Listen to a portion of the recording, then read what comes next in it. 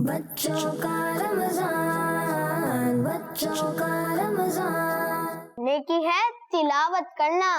تو چلیں بڑھتے ہیں آج کی نیکی کی طرف. ارے یار پھر مس کر دیا. اس بار تو لیول کمپلیٹ ہو گئے رہے گا.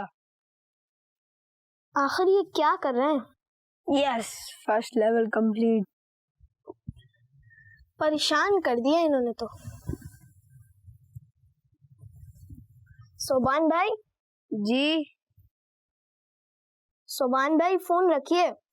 1 منٹ. میں نے کہا فون رکھیں. کیا ہوا بھائی جان؟ کیا آج آپ نے قرآن پاک سے کچھ نہ کچھ پیجز پڑھ لیے ہیں؟ جی نہیں، روزے میں پڑھا ہی نہیں جاتا. صوبان بھائی یہ شیطانی خیال ہے، اس طرف بالکل بھی توجہ نہ دیں. لیکن دل نہیں لگتا، کیا کروں؟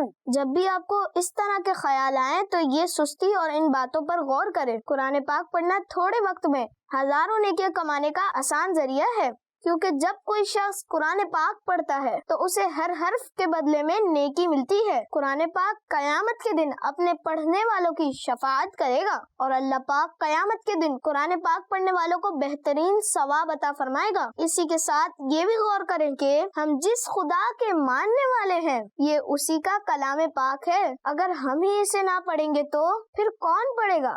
اس لیے اس مبارک مہینے کو فضول کاموں میں ضائع مت کریں، قرآن پاک کی تلاوت کیجیے. جزاک اللہ. آپ کی باتوں سے مجھے قرآن پاک پڑھنے کی اہمیت سمجھ میں آئی. انشاءاللہ میں بھی اب سے خوب قرآن پاک کی تلاوت کروں گا. انشاءاللہ. بچوں کا مدنی چینل آ گیا، بچوں کا آ گیا.